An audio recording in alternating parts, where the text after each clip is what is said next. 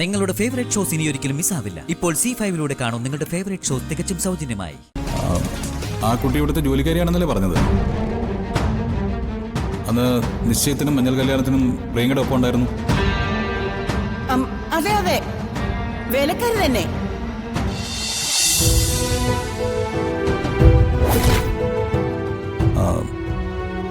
നിങ്ങളെല്ലാവരും ഞങ്ങളോട് പൊറുക്കണം. ഞങ്ങളെല്ലാ പ്രശ്നങ്ങളും പറഞ്ഞു തീർത്തു. പ്രിയങ്ക ഒരു തെറ്റും ചെയ്തിട്ടില്ല. ഞാൻ പ്രിയങ്കയെ കൊണ്ടുപോവാ. മോനെ, ചെറിയ ചെറിയ വഴക്കുകളും പ്രശ്നങ്ങളൊക്കെ ഏത് ബന്ധത്തിലുണ്ടാവും. സത്യം പറഞ്ഞ അത് ബന്ധങ്ങളുടെ ഒരു സുഖം കൂടിയാ. പക്ഷേ നിങ്ങളൊരു തീരുമാനം എടുക്കണം. ഒരു ചെറിയ കാര്യം ഉണ്ടായാൽ അതിനടുത്ത് മറ്റൊരു കാര്യം കൂടി വരട്ടെ എന്ന് കരുതി കാത്തിരിക്കുക. അപ്പോഴപ്പോഴേ പരിഹരിച്ചുകൊണ്ട് മുന്നോട്ട് പോകണം. നിങ്ങള് പുതിയ തലമുറയാണ്. പണ്ടുള്ളവരുടെ ക്ഷമയോ സഹനമൊന്നും ഉണ്ടാവണമെന്നില്ല. മുൻപൊക്കെ ഒരു വിവാഹം കഴിച്ചു കഴിഞ്ഞാൽ ഭർത്താവിന്റെ ആഗ്രഹങ്ങൾ എന്താണോ അതിനനുസരിച്ച് പ്രവർത്തിക്കുകയാണ് ഭാര്യ ചെയ്യുന്നത്.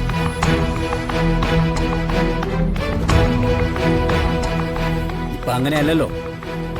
നിങ്ങൾ ആൺകുട്ടികൾ തന്നെയാണ് പെൺകുട്ടികളുടെ സ്വാതന്ത്ര്യത്തിന് വേണ്ടി ഏറ്റവും കൂടുതൽ ശബ്ദം ഉയർത്തുന്നത്. രണ്ടുപേർക്കും രണ്ടുപേരുടെയും ചിന്തകള് പരസ്പരം മാനിക്കാൻ പറ്റണം. ഞങ്ങളുടെ സമാധാനം എന്ന് പറയുന്നത് നിങ്ങളുടെ സന്തോഷം. കാലം എത്ര മാറിയാലും കെട്ടിച്ചുവിട്ട പെൺകുട്ടി വീട്ടിൽ തിരിച്ചു വന്ന് നിൽക്കുന്നത് ഞങ്ങളെപ്പോലുള്ള നാട്ടിൻപുറത്തുകാർക്ക് അതൊരു ബുദ്ധിമുട്ടാ. അയൽപക്കക്കാരുടെ ഓരോ ചോദ്യങ്ങളും ഞങ്ങളെ വേദനിപ്പിക്കും. പ്രിയങ്ക മോക്ക് ഇത്തിരി പക്വത കുറവുണ്ട്. എടുത്തുചാട്ടവും കൂടുതലാ. അത് സാരമല്ലമ്മേ, ഞാൻ നോക്കിക്കോളാം. എല്ലാവരോടുമായിട്ട് ഞാൻ പറയാം, ഇതിപ്പോ ഇവിടെ തീർന്നു. നാളെ ഒരു സമയത്ത് ഇങ്ങനെ ഉണ്ടായല്ലോ എന്നുള്ള സംസാരം ഒരാളുടെ നാവിൽ നിന്നും വരരുത്. കേട്ടല്ലോ എല്ലാവരും?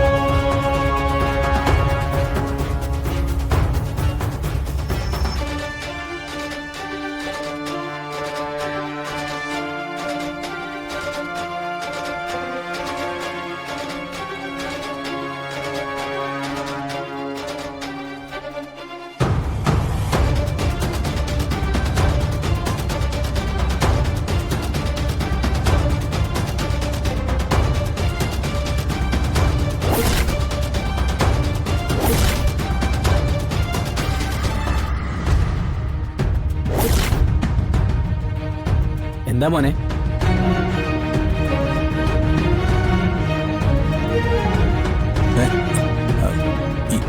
ഈ കുട്ടി ഇപ്പൊ എവിടെ ഉണ്ട്?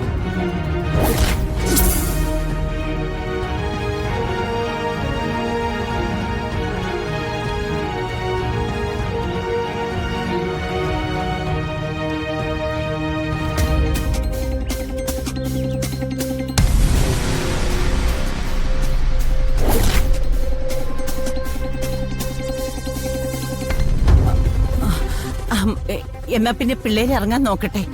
യശോദേ, അവരെ യാത്രയാക്കാൻ നോക്ക്. അച്ഛാ, ഈ കുട്ടി ഇപ്പൊ എവിടെ ഉണ്ടെന്നാ ചോദിച്ചത്? ഇവിടെ ഉണ്ട്, അല്ലാതെ എവിടെ പോവാൻ?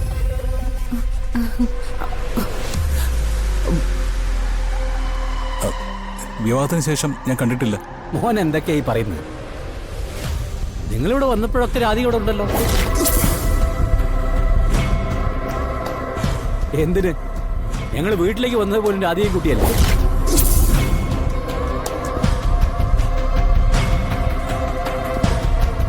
എന്നിട്ട് എങ്ങനെ നിങ്ങൾ തമ്മിൽ കാണാതെ പോയി എന്ന് പറയുന്നു?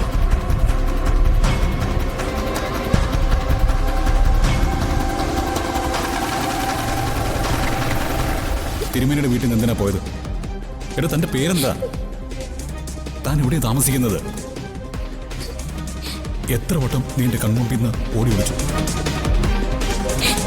പറ, നീ എവിടെയാ താമസിക്കുന്നത്? വെള്ളം എടുക്കാൻ ഇവിടെ ജോലിക്കാരിയില്ലേ? ആ കുട്ടി ഇവിടുത്തെ ജോലിക്കാരിയാണെന്നല്ലേ പറഞ്ഞത്? അന്ന് നിശ്ചയത്തിനും മഞ്ഞൾ കല്യാണത്തിനും പ്രിയങ്കയുടെ ഒപ്പം ഉണ്ടായിരുന്നു. അതെ അതെ, വേലക്കാരി തന്നെ. ഈ കുട്ടി ഇവിടുത്തെ ജോലി ഉപേക്ഷിച്ച് പോയോ? മോൻ എന്തൊക്കെയായി പറയുന്നു?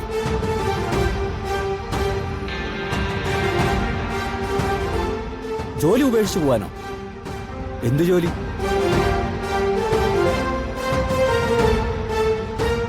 അവളെന്റെ മൂത്ത മോളല്ലേ?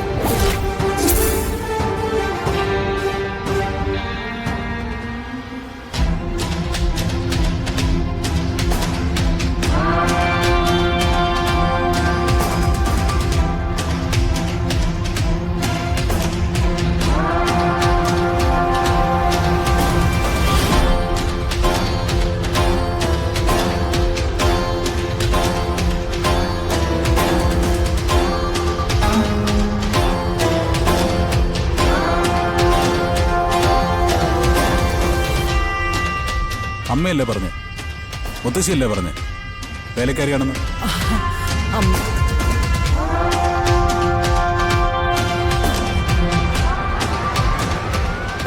അത് പിന്നെ സത്യം പറഞ്ഞാ ഞങ്ങള് പറഞ്ഞതല്ല. അവളെ ദേവനും യശോദയും എടുത്തു വളർത്തിയതാ.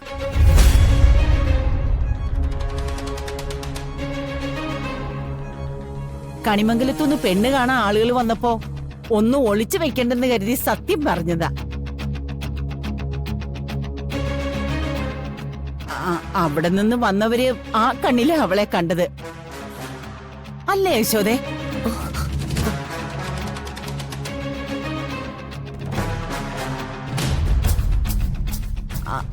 അല്ല, എല്ലാവരും കാണുന്നത് പോലെ ആയിരിക്കും മോനും കാണുന്നതെന്ന് കരുതി.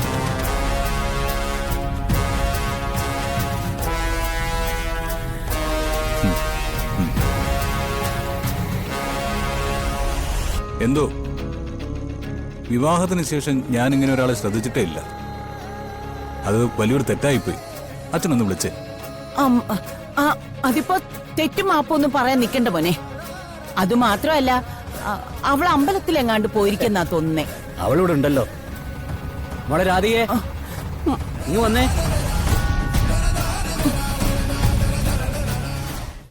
ഡൗൺലോഡ് ചെയ്യൂ C5 ആപ്പ്. കാണൂ എല്ലാ എപ്പിസോഡുകളും സൗജന്യമായി.